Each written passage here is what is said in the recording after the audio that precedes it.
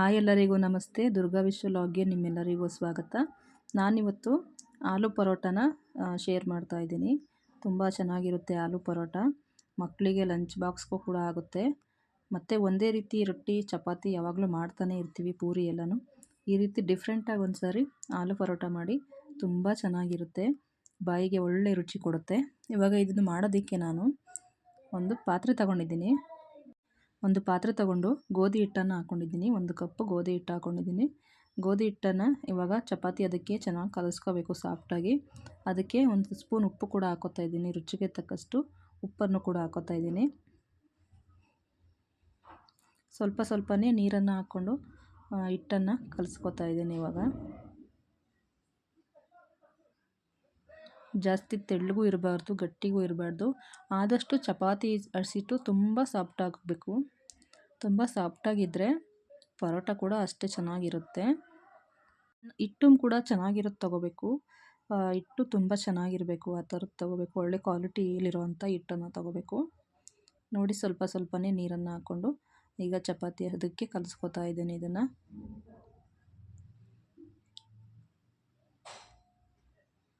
ಈ ಹಿಟ್ಟಲ್ಲಿ ಒಂದು 6 ರಿಂದ 7 ಪರೋಟ ಆಗುತ್ತೆ ಅಷ್ಟೇ.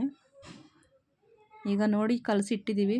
ಚಪಾತಿ ಅದಕ್ಕೆ ಕಲಸಿ ಇಟ್ಕೊಂಡಿದ್ದೀನಿ. ಸ್ವಲ್ಪ ಹೊತ್ತು ಇದನ್ನು ಒಂದು ಅರ್ಧ ಗಂಟೆ ನೆನೆಯೋದಕ್ಕೆ ಬಿಟ್ಟು, ಈಗ ಒಂದು ಮಿಕ್ಸಿ ಜಾರ್ ತಗೊಂಡು ಅದಕ್ಕೆ ಬೆಳ್ಳುಳ್ಳಿ ಹಾಕೋತಾ ಇದ್ದೀನಿ. ಬೆಳ್ಳುಳ್ಳಿ ಜೊತೆಗೆ ಶುಂಠಿ ಕೂಡ ಹಾಕೋತಾ ಇದ್ದೀನಿ.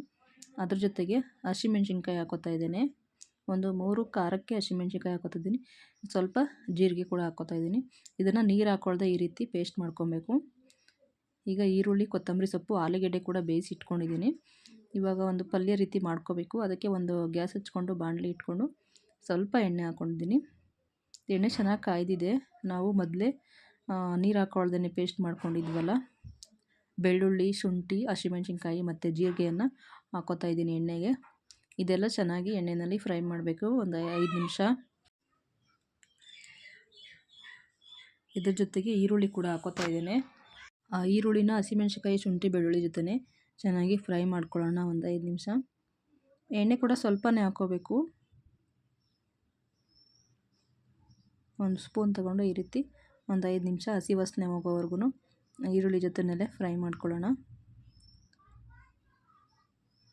ಆದಷ್ಟು ಸಿಮ್ಮಲ್ಲೇ ಇಟ್ಕೊಬೇಕು, ಸೀದೋಗೋ ಚಾನ್ಸಸ್ ಇರುತ್ತೆ. ಆದ್ದರಿಂದ ಆದಷ್ಟು ಸಿಮ್ಮಲ್ಲೇ ಇಟ್ಕೊಂಡು ಇದನ್ನು ಫ್ರೈ ಮಾಡ್ತಾ ಇದ್ದೇನೆ. ಆಲೂಗೆಡ್ಡೆ ತುಂಬ ಚೆನ್ನಾಗಿ ಬೆಂದಿರಬೇಕು. ಚೆನ್ನಾಗಿ ಬೆಂದು ಚೆನ್ನಾಗಿ ಸ್ಮ್ಯಾಶ್ ಆಗಿರಬೇಕು ಆಲೂಗೆಡ್ಡೆ. ಆ ರೀತಿ 1-2 ವಿಸಲ್ ಕೂಗಿಸ್ಕೊಂಡು ಆಲೂಗೆಡ್ಡೆಯನ್ನು ಕೂಡ ಸಿಪ್ಪೆ ತೆಗೆದು ಸ್ಮ್ಯಾಶ್ ಮಾಡಿ ಇಟ್ಕೊಂಡಿರಬೇಕು. ನಾನು ಸಿಮ್ಮಲ್ಲೇ ಇಟ್ಟಿದ್ದೀನಿ. ಈ ರೀತಿ ಈರುಳ್ಳಿ ಎಲ್ಲನೂ ಹಾಕಿ ಸ್ವಲ್ಪ ಚೆನ್ನಾಗಿ ಬೇಯಲಿ ಅಂತ ಸಿಮ್ಮಲ್ಲೇ ಬಿಟ್ಟಿದ್ದೀನಿ ಇದನ್ನು.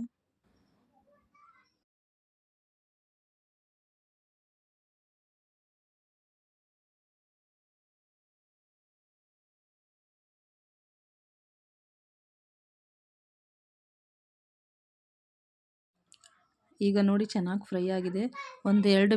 2 ಆಲೂಗೆಡ್ಡೆಯನ್ನು ಹಾಕ್ಕೊಂಡಿದ್ದೀನಿ. 2 ವಿಸಲ್ ಕೂಗಿಸ್ಕೊಂಡು ಸಿಪ್ಪೆ ತೆಗೆದು ಅದನ್ನು ಚೆನ್ನಾಗಿ ಮೆತ್ತಗೆ ಸ್ಮ್ಯಾಶ್ ಮಾಡಿ ಹಾಕೋತಾ ಇದ್ದೇನೆ. ಇವಾಗ ಈರುಳ್ಳಿ ಜೊತೆನೇ ಅದನ್ನು ಸ್ವಲ್ಪ ಫ್ರೈ ಮಾಡಬೇಕು. ನೋಡಿ, ಮಸಾಲೆ ಪದಾರ್ಥಗಳು ಉಪ್ಪು ಮತ್ತು ಜೀರಾ ಪೌಡ್ರ್ ತಗೊಂಡಿದ್ದೀನಿ, ಗರಂ ಮಸಾಲ, ಅರಿಶಿನ ಪುಡಿ ಮತ್ತು ಅಚ್ಚ ಖಾರದ ಪುಡಿ, ಧನಿಯಾ ಪೌಡರು ಇಷ್ಟನ್ನು ಹಾಕೋತಾ ಇದ್ದೀನಿ. ಇವಾಗ ಇದನ್ನೆಲ್ಲ ಒಂದು 5 ನಿಮಿಷ ಮಿಕ್ಸ್ ಮಾಡಬೇಕು. ಅದ್ರ ಜೊತೆಗೆ ಕೊತ್ತಂಬರಿ ಸೊಪ್ಪು ಕೂಡ ಹಾಕ್ತಾಯಿದ್ದೀನಿ. ಕೊತ್ತಂಬರಿ ಸೊಪ್ಪು ಹಾಕಿ ಉಪ್ಪು ಖಾರ ಎಲ್ಲ ಚೆನ್ನಾಗಿ ಆಲೂಗೆಡ್ಡೆಗೆ ಹಿಡಿಬೇಕು. ನಾವು ಹಾಕಿರುವಂಥ ಮಸಾಲೆ ಎಲ್ಲನೂ ಆಲೂಗೆಡ್ಡೆಗೆ ಚೆನ್ನಾಗಿ ಹಿಡಿಬೇಕು. ಸ್ವಲ್ಪ ಒಂದು 5 ನಿಮಿಷ ಕೈ ಬಿಡ್ದಂಗೆ ಚೆನ್ನಾಗಿ ಇದನ್ನೆಲ್ಲನೂ ಮಿಕ್ಸ್ ಮಾಡ್ಕೊಳ್ಳೋಣ. ಒಂದು ಕಡೆ ಖಾರ, ಒಂದು ಕಡೆ ಉಪ್ಪು ಆಗಿಬಿಡುತ್ತೆ. ಆದ್ದರಿಂದ ಚೆನ್ನಾಗೆಲ್ಲನೂ ಮಿಕ್ಸ್ ಮಾಡಬೇಕು. ಈ ರೀತಿ ಎಲ್ಲನೂ ಮಿಕ್ಸ್ ಮಾಡ್ಕೊಳ್ಳೋಣ. ಗಂಟು ಥರ ಇರಬಾರ್ದು. ಆಲೂಗೆಡ್ಡೆ ತುಂಬ ನೈಸಾಗಿರಬೇಕು. ನೈಸಾಗಿದ್ದರೆ ತುಂಬ ಚೆನ್ನಾಗಿ ಬರುತ್ತೆ. ಇಲ್ಲ ಪರೋಟ ಮಾಡಬೇಕಾದ್ರೆ ಕಿತ್ತೋಗುತ್ತೆ, ಚೆನ್ನಾಗಿ ಬರೋದಿಲ್ಲ.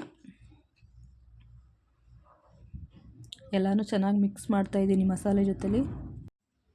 ನೋಡಿ, ಇದಾಗಿದೆ. ಇವಾಗ ಚಪಾತಿ ಹಸಿಟ್ಟನ್ನು ಸಾಫ್ಟ್ ಆಗಿದೆ ನೋಡಿ. ಚಪಾತಿ ಹಿಟ್ಟು ಕಲಸಿಕ್ಕಿದ್ನಲ್ಲ, ಒಂದು ಅರ್ಧ ಗಂಟೆ ಬಿಟ್ಟು ನೋಡಿದ್ರೆ ತುಂಬ ಚೆನ್ನಾಗಿ ಸಾಫ್ಟ್ ಆಗಿದೆ. ಈ ಅದಕ್ಕೆ ಇರಬೇಕು ಚಪಾತಿ ಹಿಟ್ಟು. ಗಟ್ಟಿನೂ ಇರಬಾರ್ದು, ಮೆತ್ತಗೂ ಇರಬಾರ್ದು. ಈ ಅದಕ್ಕೆ ಇರಬೇಕು. ಈ ಇದಕ್ಕಿದ್ರೆ ತುಂಬ ಚೆನ್ನಾಗಿ ಬರುತ್ತೆ ಪರೋಟ. ಈಗ ಒಂದು 5 ನಿಮಿಷ ಮಾಡ್ಕೊಂಡಿದ್ವಲ್ಲ ಆಲೂಗೆಡ್ಡೆ ಪಲ್ಯ, ಅದನ್ನು ಒಂದು 5 ನಿಮಿಷ ಆರೋದಕ್ಕೆ ಬಿಡಬೇಕು. ಬಿಸಿ ಇದ್ದಾಗ ಪರೋಟ ತಟ್ಟೋದಕ್ಕೆ ಆಗೋದಿಲ್ಲ. ಅದರಿಂದ ಈ ರೀತಿ ಚಪಾತಿ ಹಸಿಟ್ಟನ್ನು ಒಂದು ದಪ್ಪ ದಪ್ಪ ಉಂಡೆಗಳನ್ನಾಗಿ ಮಾಡ್ಕೊತಾ ಇದ್ದೀನಿ. ನಾವು ಚಪಾತಿ ಮಾಡೋದಕ್ಕೆ ತಗೋತೀವಲ್ಲ, ಅದಕ್ಕಿಂತ ಸ್ವಲ್ಪ ಜಾಸ್ತಿ ತೊಗೊಂಡಿದ್ದೀನಿ. ಸ್ವಲ್ಪ ಮಂದ ಬರೋದರಿಂದ ಪರೋಟ ಸ್ವಲ್ಪ ಉಂಡೆನ ದಪ್ಪಕ್ಕೆ ತಗೋತಾ ಇದ್ದೀನಿ.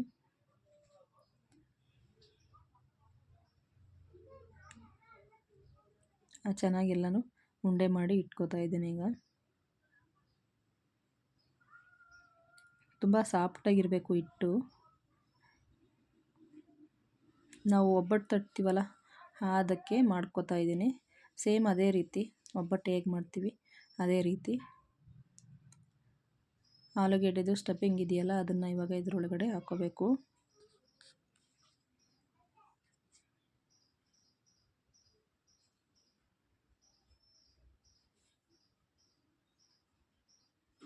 ಈಗ ಎಲ್ಲನೂ ಅದನ್ನು ಸ್ಟಫಿಂಗನ್ನೆಲ್ಲ ಮುಚ್ತಾ ಇದ್ದೀನಿ. ಸೇಮು ಒಬ್ಬಟ್ಟು ಮಾಡ್ತಾರಲ್ಲ ಅದೇ ರೀತಿ.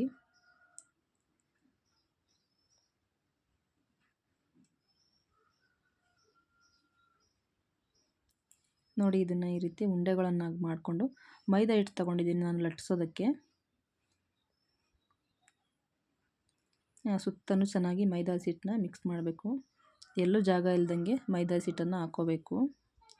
ಮೈದಾ ಹಿಟ್ಟಲ್ಲಿ ಮಾಡೋದ್ರಿಂದ ಲಟ್ಸೋದ್ರಿಂದ ತುಂಬ ಚೆನ್ನಾಗಿ ಬರುತ್ತೆ. ಈಗ ನೋಡಿ, ಆಲೂಗೆಡ್ಡೆನೆಲ್ಲ ಒಳಗಡೆ ಸೇರಿಸ್ಕೊಂಡು ಸ್ವಲ್ಪ ಮೇಲ್ಗಡೆ ಎಲ್ಲ ಹಿಟ್ಟು ಹಾಕ್ಕೊಂಡಿದ್ದೀನಿ. ಆಲ್ರೆಡಿ ಮೈದಾ ಹಿಟ್ಟು ಕೂಡ ಹಾಕ್ಕೊಂಡಿದ್ದೀನಿ. ಅದ್ರ ಜೊತೆಗೆ ಇವಾಗ ಒಂದು ಲಟ್ಟಣಿಗೆ ಸಹಾಯದಿಂದ ಲಟ್ಟಿಸ್ಬೇಕು.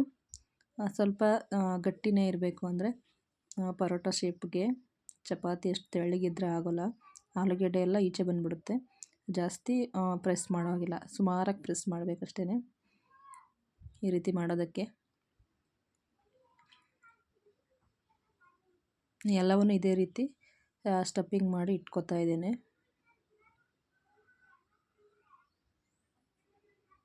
ನೋಡಿ, ಈ ರೀತಿ ಆದಷ್ಟು ಆಲೂಗೆಡ್ಡೆನ ಕಡಿಮೆನೇ ತೊಗೋಬೇಕು, ಯಾಕಂದರೆ ಈಚೆ ಬಂದುಬಿಟ್ರೆ ಅದು ಹೋಗುತ್ತೆ. ಅದರಿಂದ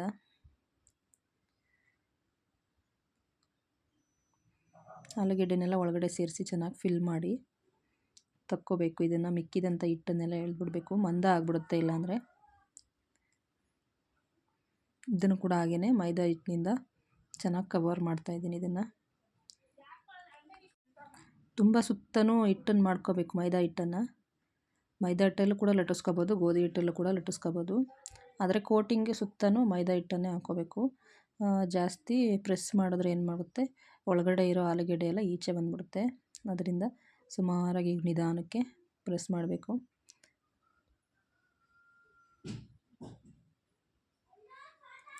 ನೋಡಿ, ಈಗ ಹಂಚು ಕಾಯ್ದಿದೆ. ಈಗ ಎರಡು ಕಡೆನೂ ಚೆನ್ನಾಗಿ ರೋಸ್ಟ್ ಆಗಬೇಕು. ಸ್ವಲ್ಪ ಚಪಾತಿ ಬೇಗ ಆಗುತ್ತೆ, ಆದರೆ ಸ್ವಲ್ಪ ಪರೋಟ ಲೇಟ್ ಆಗುತ್ತೆ. ಚೆನ್ನಾಗಿ ಎರಡು ಕಡೆನೂ ಚೆನ್ನಾಗಿ ಬೇಯಬೇಕಿದು. ಸೈಡಲ್ಲೆಲ್ಲ ಚೆನ್ನಾಗಿ ಬೇಯಬೇಕು. ಬೇಯೋದಕ್ಕೆ ತುಂಬಾ ಟೈಮ್ ತಗೊಳುತ್ತೆ ಇದು. ಆದಷ್ಟು ಸಿಮ್ಮಲ್ಲೇ ಬೇಯಿಸ್ಕೊಂಡ್ರೆ ತುಂಬ ಟೇಸ್ಟಾಗಿರುತ್ತೆ.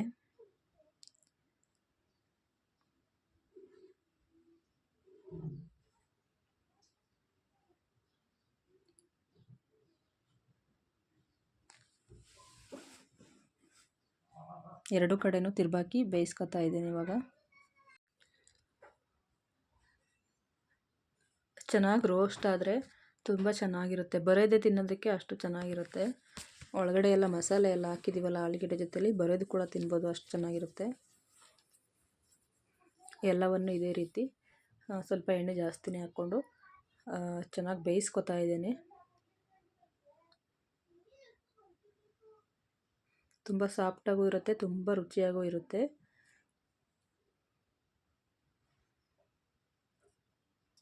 ಎರಡು ಕಡೆನೂ ಕೂಡ ನಿಧಾನಕ್ಕೆ ಬೇಯಿಸ್ಕೊತಾ ಇದ್ದೀನಿ. ಇದನ್ನು ಎರಡು ಕಡೆ ಬೇಯಿಸ್ಬೇಕಾದ್ರೂ ಅಷ್ಟೇ ನಿಧಾನಕ್ಕೆ ಹಾಕ್ಕೋಬೇಕು. ಒಳಗಡೆ ಇರೋ ಸ್ಟಫಿಂಗು ಬಿಟ್ಕೊಬಿಡುತ್ತೆ ಆಲೂಗೆಡ್ಡೆದು. ಸೈಡಲ್ಲೆಲ್ಲನೂ ಸ್ವಲ್ಪ ಎಣ್ಣೆ ಹಾಕಿ ಸೈಡಲ್ಲಿ ಕೂಡ ಮಂದ ಇರೋದ್ರಿಂದ ಸ್ವಲ್ಪ ಚೆನ್ನಾಗಿ ಬೇಯಿಸ್ಕೋಬೇಕು. ನೋಡಿ, ಎಲ್ಲ ಟೋಟಲಿ ಬೇಯಿಸ್ಕೊಂಡಿದ್ದೀನಿ. ಈ ಅದಕ್ಕಿದೆ. ನೋಡಿದ್ರಲ್ವ ಫ್ರೆಂಡ್ಸ್, ಆಲೂಗೆಡ್ಡೆ ಪರೋಟ ಯಾವ ರೀತಿ ಮಾಡೋದು ಅಂತ. ಇದ್ರ ಜೊತೆ ತಿನ್ನೋದಕ್ಕೆ ಚಟ್ನಿ ಮತ್ತು ಮೊಸರು ಸೂಪರ್ ಕಾಂಬಿನೇಷನ್. ಯಾವುದ್ರ ಜೊತೆ ಬೇಕಾದ್ರೂ ತಿನ್ಬೋದು, ಅಷ್ಟು ಚೆನ್ನಾಗಿರುತ್ತೆ. ಲಂಚ್ ಬಾಕ್ಸ್ ರೆಸಿಪಿಗೂ ಕೂಡ ಸಹಿ ಈ ರೆಸಿಪಿ. ನಿಮ್ಮ ಮಕ್ಕಳು ಸ್ಕೂಲ್ ಕಾಲೇಜ್ಗೆ ಹೋಗ್ತಾ ಇರೋರಾಗಿದ್ದರೆ ಲಂಚ್ ಬಾಕ್ಸ್ ರೆಸಿಪಿಗೆ ಈ ರೀತಿ ಒಂದು ಸರಿ ಮಾಡಿಕೊಡಿ, ತುಂಬ ಚೆನ್ನಾಗಿದೆ ಅಂತ ಬಂದು ಹೇಳ್ತಾರೆ. Thank you so much video ನೋಡಿದ್ದಕ್ಕೆ ಧನ್ಯವಾದಗಳು.